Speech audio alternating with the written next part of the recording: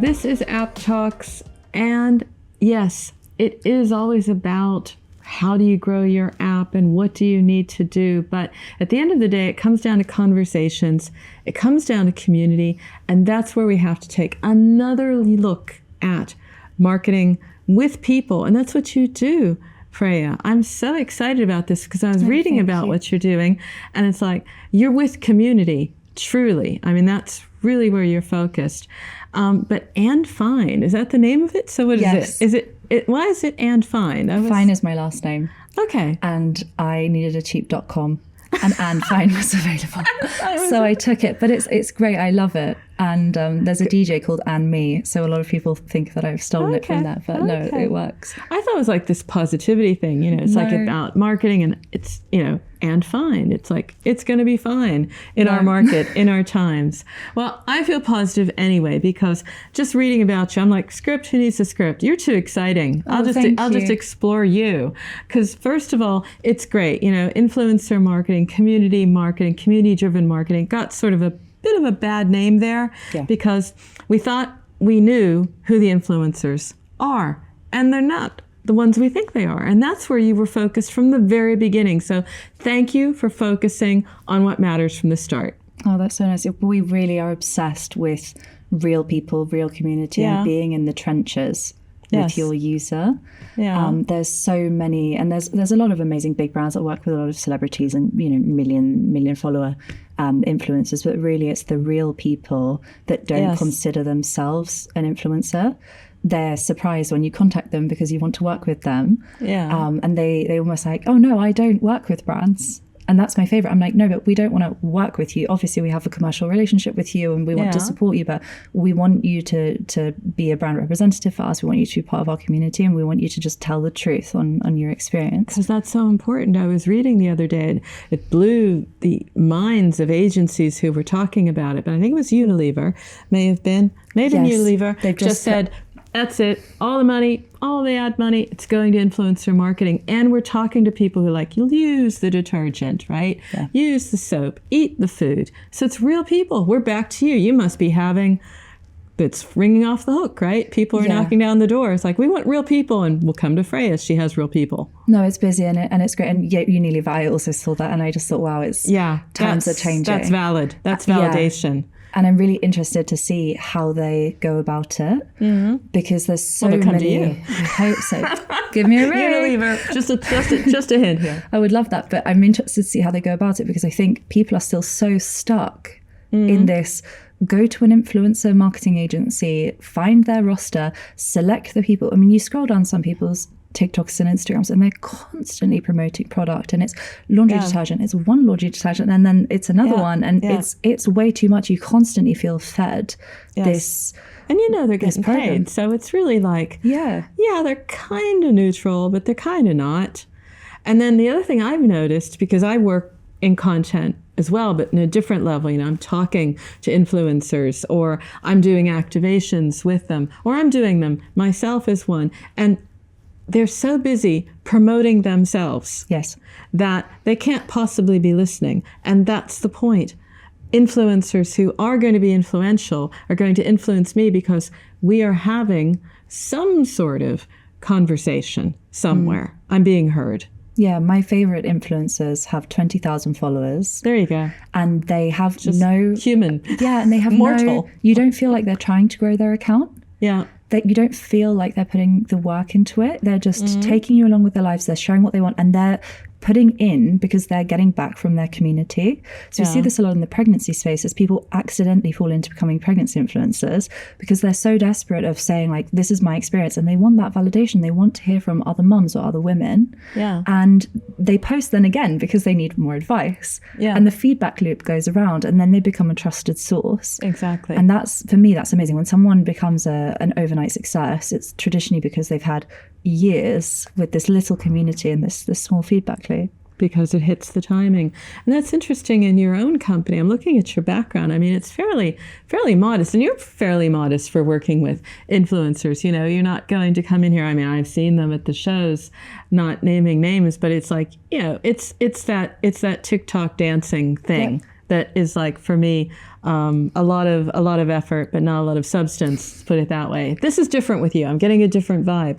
And then I was reading that you're working with an all-female agency. So you're looking at, not just influencers who are speaking to us, but speaking to women. So congratulations for finding that niche. I don't know anyone else who has it. We love the women's health niche. Anything in relation to that is just like an absolute dream come true. To be able to build a company and raise a team essentially around things that we're all so passionate about has just been such a blessing. I really count my lucky stars that it's possible. And it's also where we need trusted voices. I mean, this is not about doing your eyebrows.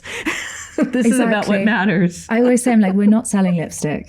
We're selling period care products that people really need. We're selling access to education. And a lot of the times, these apps are creating business plans that allow the users to access this content for free or for very little money. And they're doing such important work to work with the women founders behind some of these projects like Joy and Moody Month. It's just been unbelievable experience. Awesome.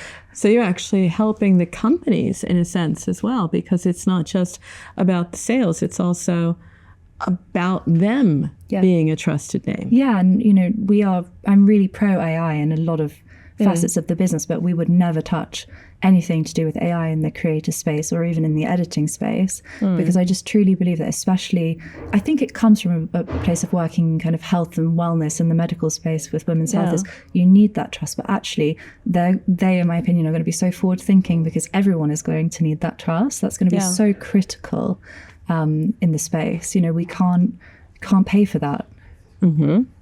So do you work with those companies specifically, or because when I'm thinking about women and health, I go into well-being, I go into a lot of different areas that aren't necessarily only about period care. It goes very broadly, and I could imagine a lot of companies, subscription apps, are looking at well-being, that they would be coming to you as well. Yeah, and we've done a lot of work in the acne space, in the skincare and acne space, working with Gen Z and younger that are suffering with acne and being in the whole world of dermatology. And really, there is such desperation for these solutions, but they need to be delivered through the right people. And I think now what we're seeing is people want to trust their peers. They're obviously looking up to Alex Earle and the rest of the amazing influencers, but they don't want what they're telling them. They don't trust them. That doesn't seem attainable either. No, it's not attainable, and they know that they are not deeply in their shoes, whereas a student selling to another student or just educating or informing them of their options is where we see the best success. I could see you on The Apprentice pitching that really, really well. I love actually. The Apprentice. Well, there was the woman there recently with the skincare. Yeah. Are you in connection with her? No, but I should reach out. She's doing amazing. And her content, I always tell people, I thought it was really authentic. Clean your camera, do your best. But she's got blurry photos. She's got Lord Sugar out there now on TikTok. I feel like I knew she won before they announced it because of the way that he jumped onto TikTok. I was like, it's too obvious for me. And it was interesting when they were talking and they were saying, well, the business plan is this and that and the other, but the influencer she has. And then you had the understanding that, this matters. If it matters for Lord Sugar, it's going to matter for the companies that work with you. Yeah. To see it like that. You can really trust a company by the depth of their community. I really, there's so with tech and everything that's going on in the world, I think the real value and even the the sellable value is in the community. It's where people are chatting. It's in the comments section. It's where they're meeting offline. I really love apps like Click at the moment, because their whole app is based on offline community. And it's incredible, and other apps can partner with them and work with them, and it's amazing. They just create small micro moments of community. Excellent. And they make it so accessible for everybody. I need to check that out. Yeah, it's amazing. Because that's just it. It's creating these micro moments, these moments of engagement. How is that working with Gen Z that maybe is different? There's going to be other apps that aren't going to be speaking to this audience, but I think we can all learn a lot from you and take those learnings to our communities, to other communities. So what is it about them? What do they listen to? We talk about they as if it's like one blob of a segment, but it's not. But maybe some of the outstanding characteristics that even surprised you. I mean, they value honesty so much. Wow. They would rather be speaking to a real community manager with typos and that's a bit unhinged and that really speaks their language. I mean, my team in general skews young because we work with Gen Z, and I'm like, Gen Z has to communicate with Gen Z. There's no point trying because they just don't have the lingo. I think they really value honesty, but they're really loyal.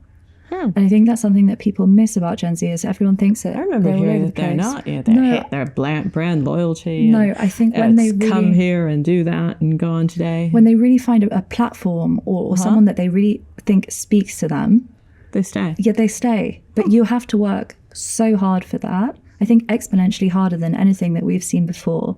Because be consistent. And they can smell it. Yeah. They can smell it from a mile off. So you have to be really honest. True, they're smart. They're so smart. And I love it as a generation because I really do think once you really activate them, they're very loyal, but it's a hard graft, that's for sure.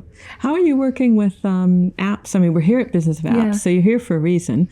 What is it? Do you just coming here, speaking, connecting, being on panels? What is your role at Business of Apps? I'm here to chat to you. Oh, really? I'm doing a lovely. table talk later to essentially give people hands-on advice of how to work with creators. Excellent. So things like, for example, when we look at searching for creators, we don't use search tools, which is really common and a really big business, but I really don't believe in them. They are not scraping the right information on the creators, and it's way too quick. And they're creating a popularity sort of filter bubble of like, you're really important, and you're going to stay important because nothing else got spidered recently to say you're not. Exactly. And, maybe the person that you need doesn't use hashtags, shock horror, a lot of things like that. Yeah. Things like looking at how many people save and share the video. It's really, for me, I mean, I've done it for a long time, but it's really easy to sniff out the right creators to work with just from the basis of looking at their accounts. Like if people are sharing that content a lot and if they're saving it, there's depth there. Yeah. Chatting and things like that. And then, my work life is very much helping launch apps, helping them grow. We work from a consulting perspective with startups very early on, but then also with campaign work and community building for larger apps that are looking to reach their audience. Charities or others, I could see that a lot. Yeah, I mean, I give a lot of advice to charities and in general, because I that's my personal love is working on things like that. I noticed that you're giving a lot of advice. Let's give some advice to our marketers, about the community. I mean, one is, you said, don't look using search, because search is like a self-fulfilling prophecy. You're going to find exactly what you're looking for, although you don't need what you're looking for. And what everybody else has got as well. Yeah, that's not going to help. So what's some other advice, a little bit more from your table talk? Yeah, expectation reality gap. Okay. Is my biggest thing is, work with your ads and your creators, however you want to do it, but let them be the driver. I'm really big into not briefing them and like putting them in handcuffs when they're doing the work, because Gen Z, for example, they don't want to do that. No. But, let's say they will do it for money. The point is that you create this gap whereby the user turns up to you and it's like, well, I'm in your house now. And it's not what you said it was. So that causes you problems with retention. That causes you problems. It's really easy sometimes with TikTok, and there's a lot of different strategies of generating millions of views and hundreds of installs, thousands of installs very quickly overnight. It's amazing if that's what you're looking for, but you really need to dig into how to create that retention that lasts. Yeah, because the install is easy. Exactly. We're getting to a point where installs are getting really easy. Yeah. And it's, it's a difficult place. So not creating that expectation reality gap, I think, is really, and you have to be really honest with yourself, like as the team of the app, are we being honest with what we're telling people or asking the creators to say? Because that's one thing. Other advice, no briefings. Try and work with creators that don't have management. I think is really important. Yeah. Management makes it really easy for you. You can go to an amazing talent agency. There's so many out there. And then you end up with their list. Fantastic. But everyone else is using that list. The same list. Yeah, so you want to do that.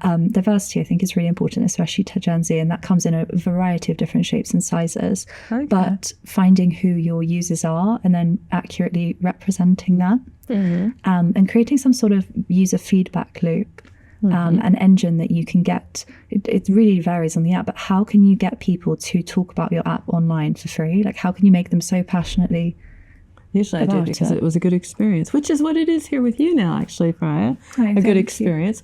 I mean, you're a gem for me, so I'm going to be connecting with you more often to get more out of you. But what about the gems that you've found, that you've polished amongst your influencers? Maybe you can share a fun anecdote that gives us an idea of like who they are, where they are, how to look for them, how not to look for them, something that super surprised you. And I'll give you an example I had. I look at gaming a lot as well, and I was talking to a gaming company in India, and it was about esports, and they said, well, you know, our killer influencer is a grandmother who's an esports fan, and she's also a killer at it. What about you? Well, my favorite influencer that we've ever worked with is for a cooking app. Okay. And she made a range of different meals, and she made for us a Chinese English breakfast. All right. And I will she's called Laura. Visualize that. Fantastic. Imagine it. It took her, God knows, hours. And she's educating the audience, right? She's telling you this is how you do it. You have to get this in the air fryer and this, this, and this. And then eventually she's like, and by the way, there's this app and this is the information. And people were like, oh my God, this is the best ad I've ever seen. Wow. We love this. And I just, whenever we get, I didn't realize this was an ad. It was an ad. That's my absolute favorite, because I just think, wow, we've really done our job. And we've done justice to the influencers as well. You know, like real people with real communities. Like, you have to respect and they can hold their head up afterwards and say, I didn't say what I was paid to say. I said what I wanted to say. Exactly. And got paid. Isn't that grand? Exactly. That's cool. Well, speaking about genuine, it's been a genuine pleasure. So nice to meet you. Really and truly, as I meant it, I will stay in touch with you. We will find more stories because I feel you have a lot to share, and we'll bring them to light. Are you on for it? I am. Thank you so much for having me. Thank you.